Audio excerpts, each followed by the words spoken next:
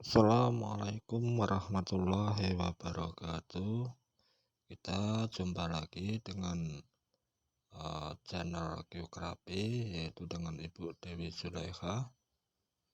Untuk channel Ibu Dewi eh, akan membawakan atau akan menyampaikan materi geografi tentang pembangunan dan pertumbuhan wilayah.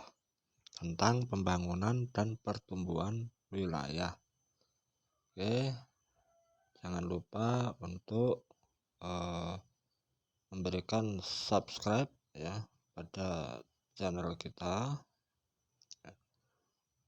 karena subscribe itu tidak beli ya atau gratis ya. Mohon untuk memberikan subscribe yang berharga bagi kami untuk melanjutkan kelangsungan dari channel kita. Oke, kita lanjutkan. Tujuan dari pembelajaran ini yaitu untuk setelah melakukan pembelajaran diharapkan kalian semua mampu untuk memahami konsep pembangunan dan pertumbuhan wilayah. Kita tentunya pernah mendengar satu kabar ataupun berita bahwasanya ibu kota Indonesia yang ada di Jakarta itu akan dipindahkan ke Pulau Kalimantan ya, ke Pulau Kalimantan. Bukan berarti tidak punya alasan ya, tapi tentunya hal ini punya yang namanya kajian dari teori kenapa ibu kota di Jakarta itu mau atau akan dipindahkan di Pulau Kalimantan. Oke, kita lanjut. Beberapa teori ya dari pembangunan wilayah ya, kenapa alasan di ibu kota di Jakarta akan dipindahkan, itu ada beberapa teori. Teori yang pertama itu adalah teori pembangunan wilayah. Pada prinsipnya itu ada 3 kelompok teori pembangunan wilayah, yaitu yang berasal dari mazhab historis ya, antara lain teori Friedrich List ya, Karl Basser dan Rostow. Teori Rostow.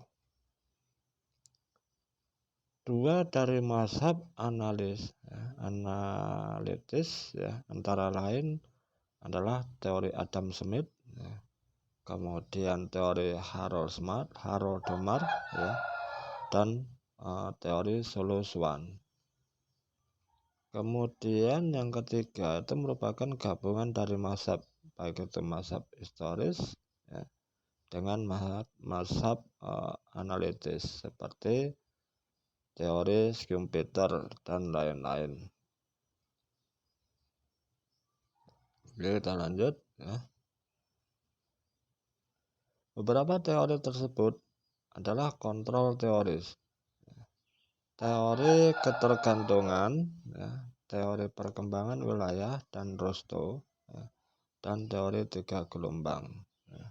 Dan teori kontrol teoris, kemudian teori ketergantungan atau dependensi teori, kemudian teori Rostow, kemudian teori 3 gelombang dari Topler, kemudian teori interaksi wilayah. Contoh teori itu meliputi 2 teori ya. Teori kontrol teoris ya. Kontrol teoris itu meliputi 2 teori.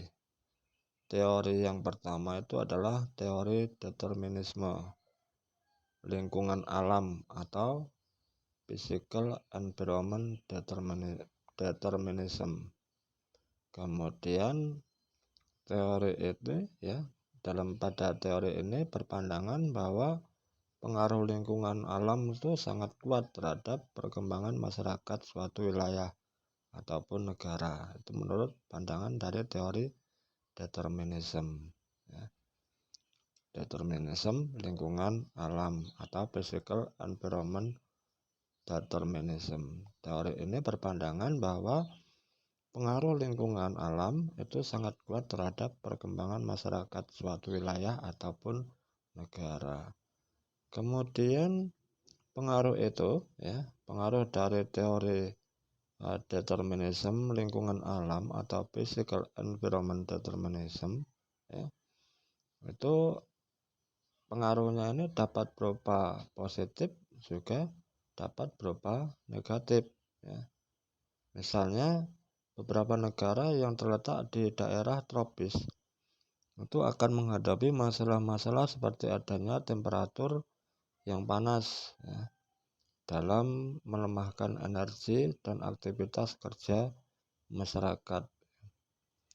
Banyaknya hujan itu tentunya akan mengakibatkan terbentuknya rawa-rawa dan genangan air yang merupakan tempat yang ideal bagi berbagai sumber penyakit dan lain-lain. Itu contoh dampak negatifnya. Oke, kita lanjut. Determinisme lingkungan kebudayaan atau cultural determinism. Beranggapan pada teori ini bahwa perbedaan suatu bangsa itu akan sangat perlu terhadap tingkat kemajuan suatu wilayah. Di anggapan dari teori determinisme lingkungan kebudayaan itu beranggapan bahwa perbedaan suatu bangsa itu sangat berpengaruh terhadap tingkat kemajuan suatu wilayah. Kemudian teori ini memandang bahwa segala sesuatu itu akan dicapai dengan menggunakan akal pikiran manusia, ya. Dan nilai keberhasilan pembangunan itu diukur dari segi pencapaian materi yang dimilikinya. Jadi anggapan dari teori ini yaitu punya pandangan bahwa segala sesuatu itu akan bisa dicapai, ya, dengan menggunakan akal pikiran manusia dan nilai keberhasilan pembangunan, ya, yang diukur dari segi pencapaian materi yang dimilikinya. Kemudian kita lanjut, ya, teori ketergantungan atau dependensi teori. Ya. Dalam teori ketergantungan sebenarnya ada beberapa aliran mazhab, ya, aliran atau mazhab, yakni yang pertama itu adalah aliran Marxis, ya, kemudian neo-Marxis dan non-Marxis. Namun pada prinsipnya teori ini itu beranggapan bahwa keterbelakangan atau underdevelopment, ya, yang dialami negara-negara berkembang itu bermula pada saat masyarakat tersebut itu tergabung atau incorporated, ya, ke dalam sistem ekonomi dunia kapitalis. Itu anggapan dari teori ketergantungan ini, ya. Negara berkembang itu bermula pada saat masyarakat negara tersebut itu tergabung, ya, ke dalam sistem ekonomi dunia kapitalis. Kemudian dengan demikian, ya, masyarakat negara berkembang, ya, tersebut kehilangan otonominya, ya, dan menjadi negara pinggiran dari daerah-daerah metropolitan yang kapitalis. Selanjutnya daerah-daerah pinggiran ini itu dijadikan daerah jajahan dari negara-negara metropolitan. Kita lanjut. Salah satu kelemahan dari teori ini, ya, teori ketergantungan, itu adalah bahwa satu-satunya penyebab terjadinya keterbelakangan dan ketergantungan itu adalah karena kolonialisme dan integrasi dari negara-negara berkembang ke dalam sistem ekonomi kapitalisme dunia. Jadi kelemahan dari teori ini, teori ketergantungan, ya, itu bahwa penyebab terjadinya keterbelakangan atau ketergantungan itu adalah karena adanya kolonialisme dan integrasi dari negara-negara berkembang ke dalam sistem ekonomi kapitalisme dunia. Sama sekali mengabaikan faktor-faktor internal seperti faktor sosial, budaya, dan pola perilaku masyarakat sebagai suatu faktor penyebab penting dari keterbelakangan dan penghambat pembangunan di negara-negara berkembang. Jadi adanya dari ketergantungan ini adanya dari penyebabnya itu adalah karena adanya kolonialisme integrasi dari negara-negara berkembang dalam sistem ekonomi kapitalis dengan tanpa mengabaikan sama sekali mengabaikan faktor-faktor yang ada di internal seperti faktor budaya, sosial, kemudian perilaku masyarakat, yang suatu faktor penyebab penting dari keterbelakangan atau penghambat pembangunan negara-negara berkembang. Baik. Kemudian kita lanjut pada teori Rostow. Rostow itu mencetuskan teori pertumbuhan ekonomi yang pada mulanya itu sebagai suatu artikel dalam Economic Journal, yang kemudian dibukukan dengan judul The Stage of Economic Growth itu pada tahun 1971. Diungkapkan bahwa setiap negara dalam perkembangannya itu akan melalui tahapan-tahapan yang sama, yakni melalui 5 fase berturut-turut. Fasenya itu diantaranya masyarakat tradisional, kemudian prakondisi untuk lepas landas, kemudian lepas landas, kemudian gerakan ke arah kedewasaan, dan masa konsumsi tinggi. Itu menurut teori Rostow. Jadi menurut teori Rostow, itu pertumbuhan ekonomi yang ada, yang pada mulanya itu dikemukakan sebagai suatu artikel dari Economic Journal atau sejenis pemberitaan surat kabar gitu ya, sejenis beritaan yang diberi judul The Stage of Economic Growth itu pada tahun 1971. Itu mengungkapkan bahwa negara dalam suatu negara itu dalam perkembangannya itu melalui tahapan-tahapan yang sama.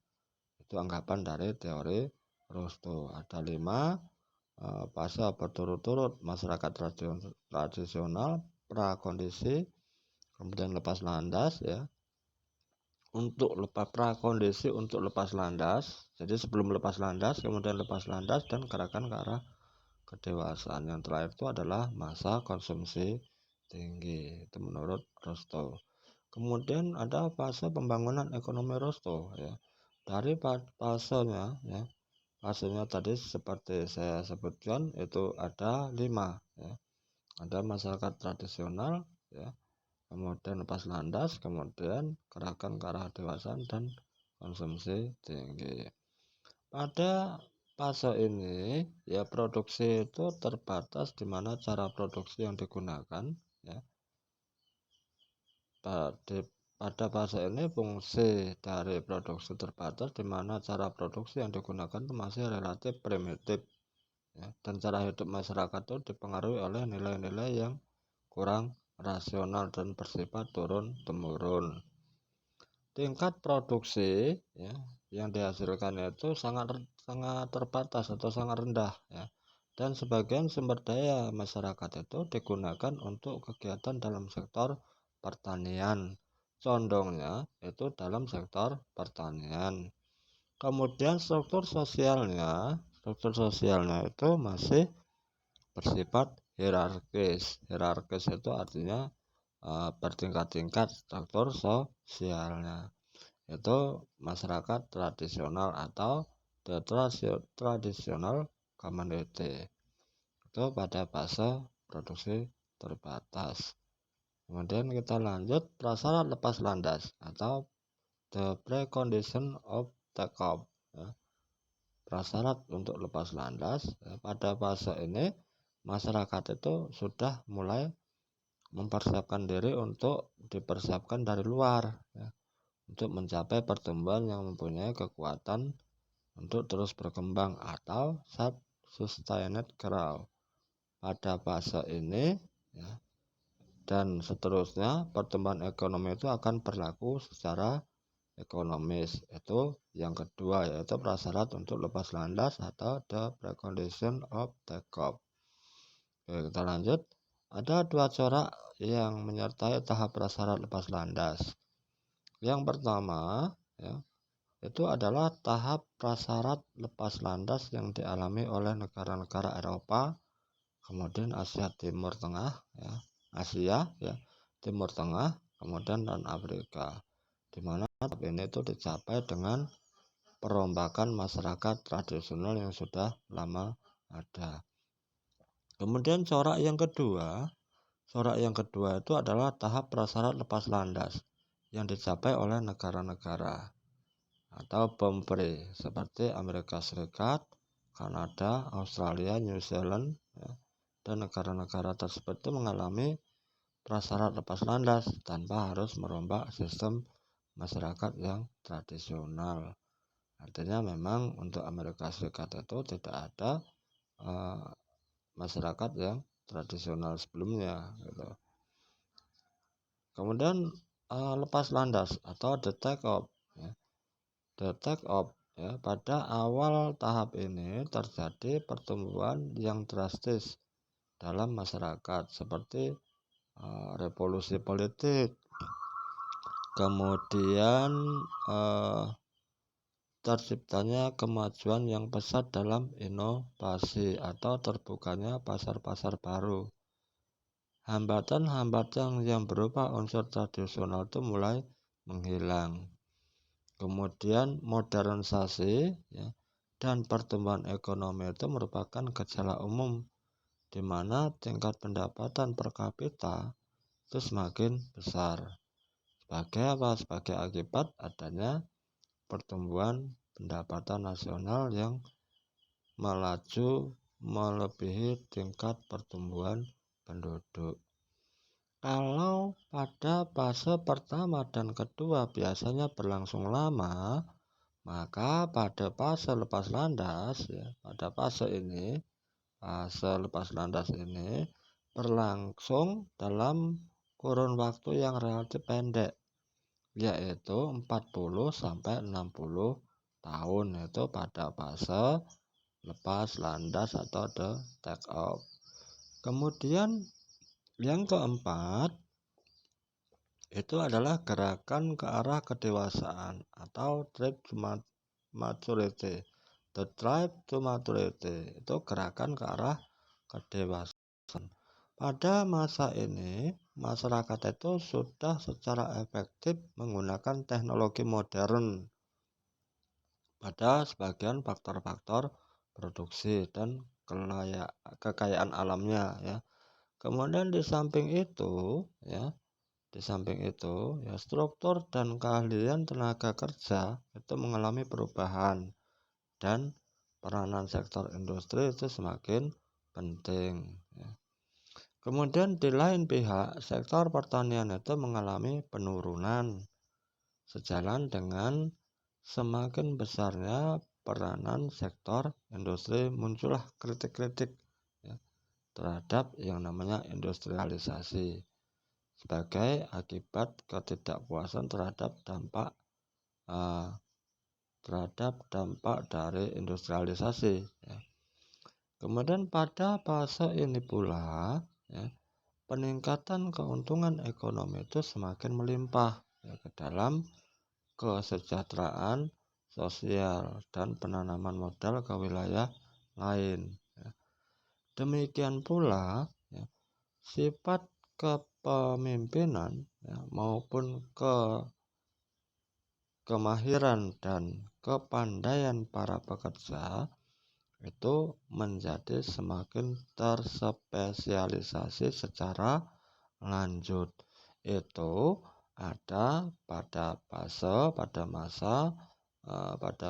gerakan ke arah kedewasaan atau the drive maturity. Itu saya kira sudah cukup jelas. Kita lanjut ya. Kemudian teori Rostow ya itu mempunyai cukup banyak kelemahan. Kelemahan dari teori Rostow diantaranya yang pertama itu tidak ada perbedaan yang pasti antara fase yang satu dengan fase yang lain. Itu masih dianggap kabur. Kemudian ciri-ciri dalam setiap tahap ya, itu kurang dapat diuji secara empiris. Teori tersebut itu belum tentu dapat menunjukkan tahap-tahap pembangunan di negara-negara berkembang. Di samping itu, perlu diingat bahwa proses pembangunan itu tidak hanya bersifat self-sustained growth, ya, melainkan juga bersifat self-limiting effect. Ya. Dan laju pembangunan suatu wilayah itu sangat dipengaruhi oleh faktor-faktor yang menciptakan dari masing-masing kekuatan, yaitu kelemahan dari teori Rostow. Kemudian itu saja ya bahasan untuk kita. Kemudian bahasan untuk yang selanjutnya kita masuk pada teori 3 gelombang dari Tobler atau teori interaksi wilayah pertumbuhan teori interaksi wilayah kemudian pertumbuhan wilayah. Itu bahasan kita yang akan datang. Jadi itu saja ya. Jangan lupa untuk memberikan like, subscribe ya agar bisa mengikuti materi-materi yang berikutnya. Karena like dan subscribe ya itu adalah bisa memberikan motivasi atau dukungan pada channel kita. Itu saja ya penyampaian dari saya. Ya, saya akhiri. Wassalamualaikum warahmatullahi wabarakatuh. Ucapkan cukup sekian dan terima kasih.